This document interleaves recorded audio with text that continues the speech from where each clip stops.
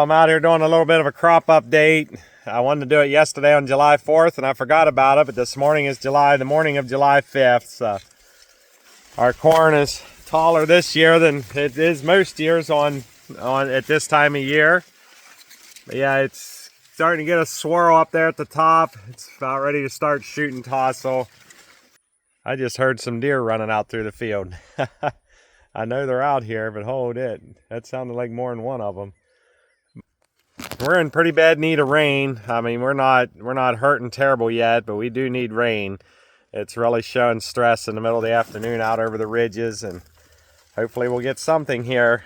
So yeah, it's getting to the stage where it's going to start putting an ear on here as the tassel's coming out, so we hopefully will get some rain soon.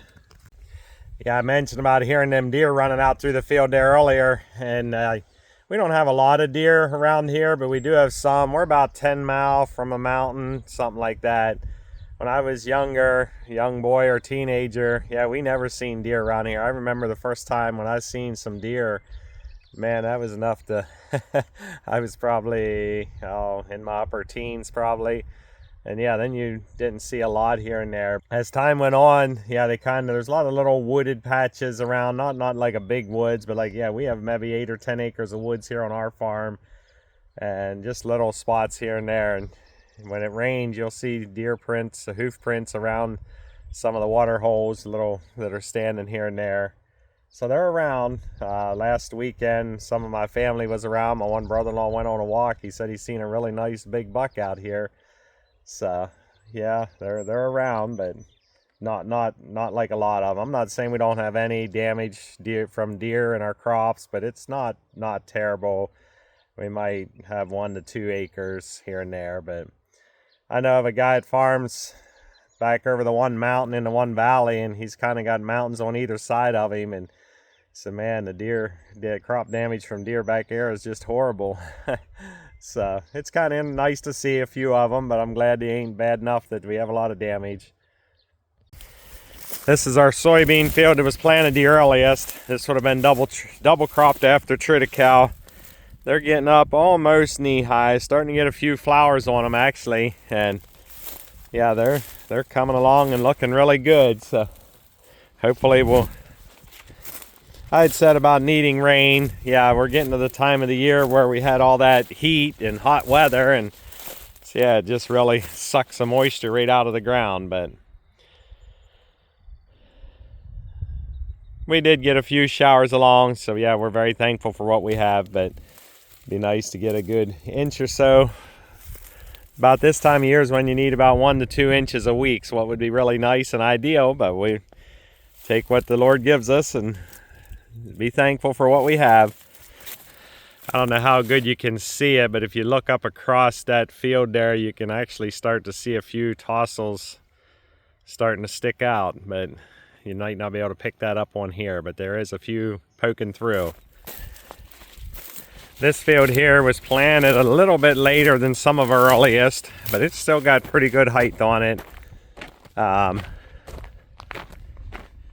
it's coming along pretty good too.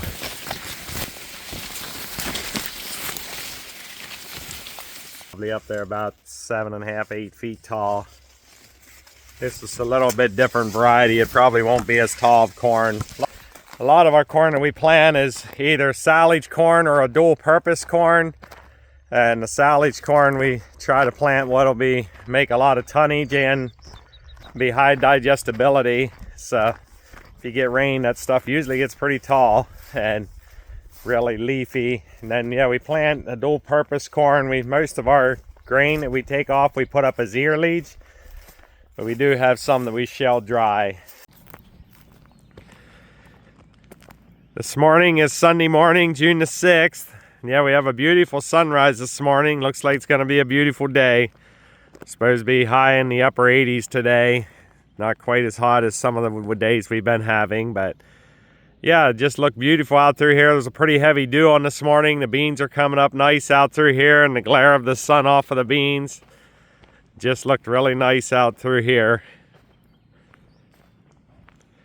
This would have been, again, these beans are double cropped. This would have been where we took some triticale off and then planted beans.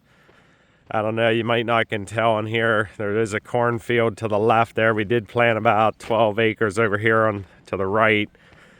Double cropped corn after the triticale.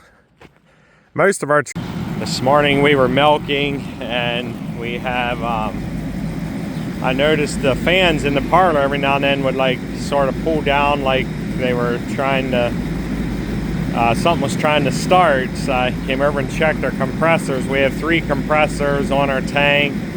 There's 2 here built in the wall, and then there's one outside that we added later, a third one, and the one wasn't running. So I pulled the disconnect. There's a disconnect here for each one. This one's right outside. The other ones are right inside there, inside the utility room. But so anyway, I called a local refrigeration place, and we get to do our refrigeration, and they're coming to look at it. The heat and humidity kicked back in this morning. It's Monday morning, and we got up, it was like 77 degrees and really humid, but they're supposed to be coming today to look at it, so it'll take a little longer to cool the milk this morning, but it should be okay.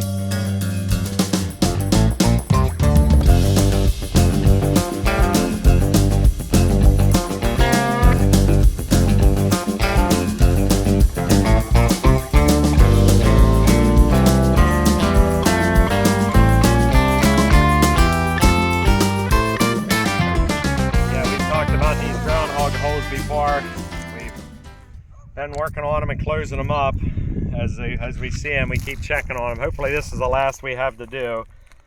Yeah, we get these smoke bombs, put off carbon monoxide and light them and chuck them down in the hole, and wait till we hear them starting to catch in there and light, or so it lights the cartridge, and then just start shoveling the hole shut full of dirt.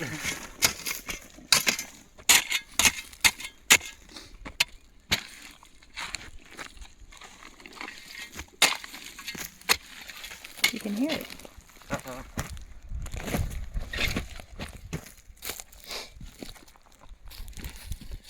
We're right in an area here where we filled in this one old quarry, and so it's a lot of rocks down underneath, and yeah, we need a good rain. It's getting kind of dry here, but anyhow, it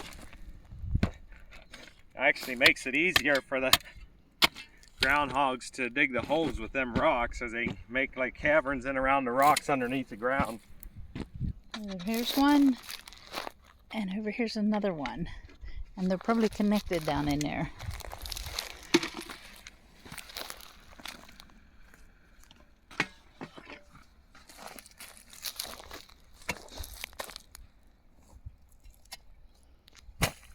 Smoke is starting to come up through them. Yeah, this dirt's not near as hard as on this hole as it was over there. That hole was right on a kind of a ridge there.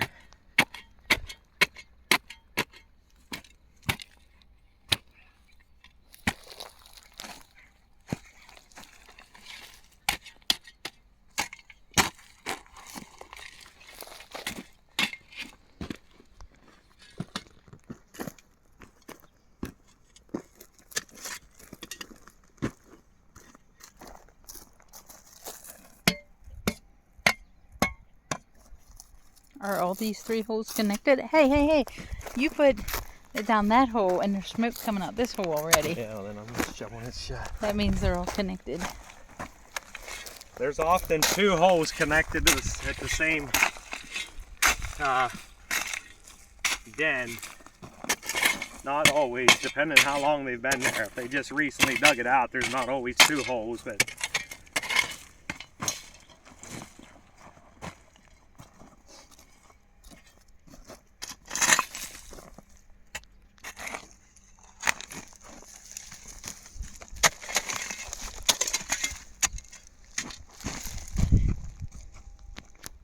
a little bit.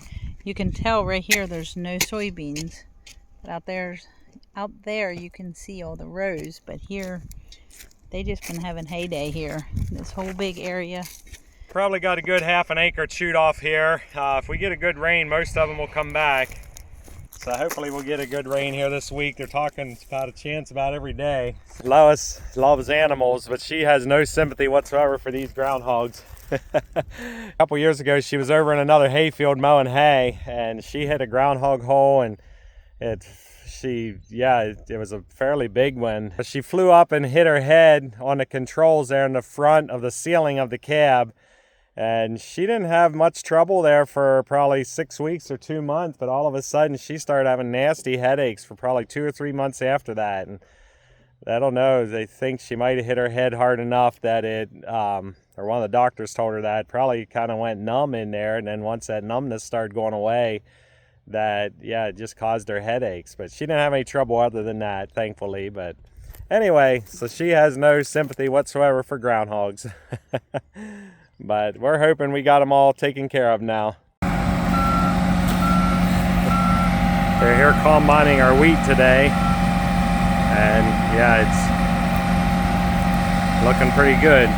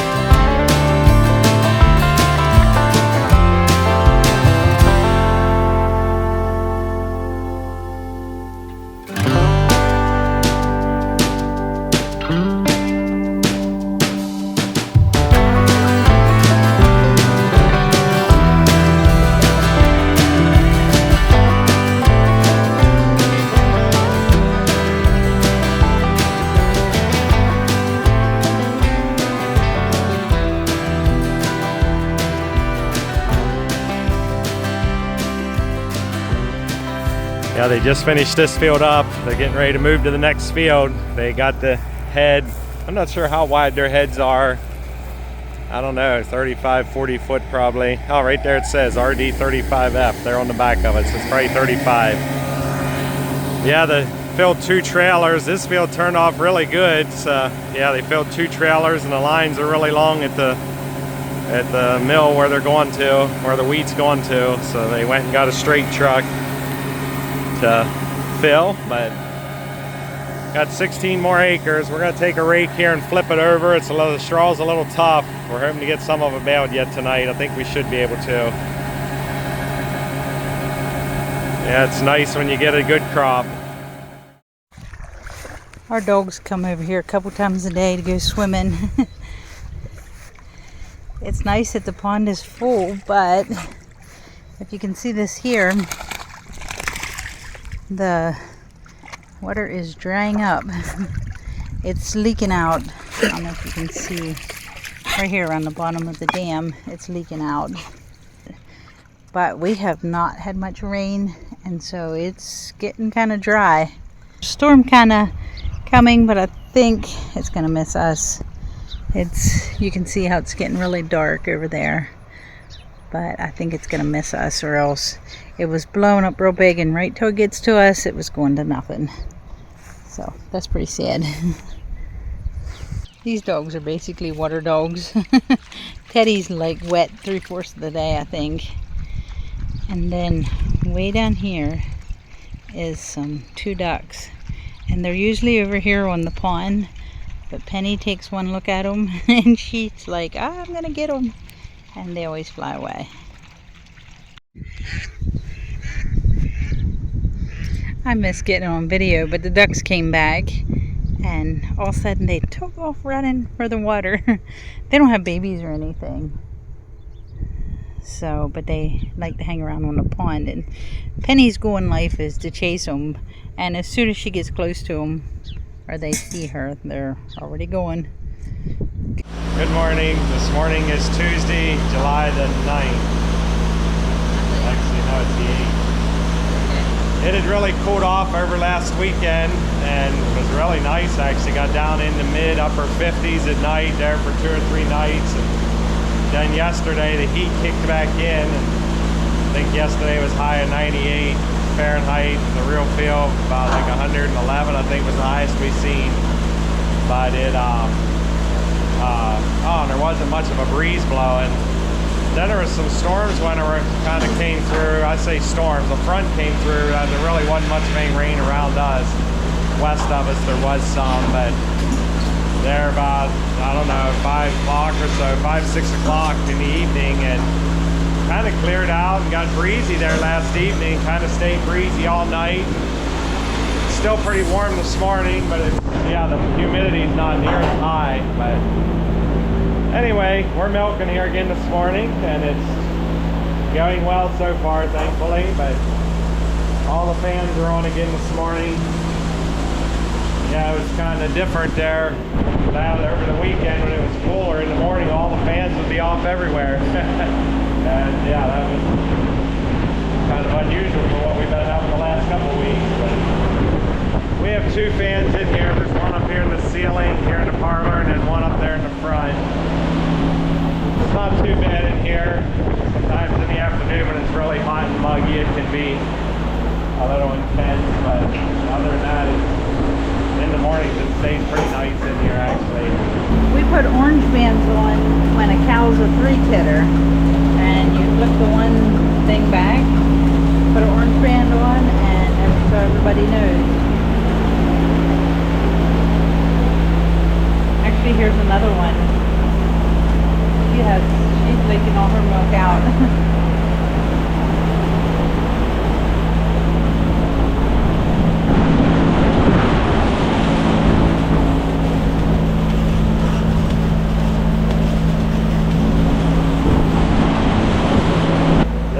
Here calved about 3 weeks ago, and yeah, she come in about 2 days after she calved and had her one tit all messed up. I mean, it was like split in half up and down. Somebody had stepped on it. We don't have a lot of trouble with that, but we do have a few here and there. And we had one.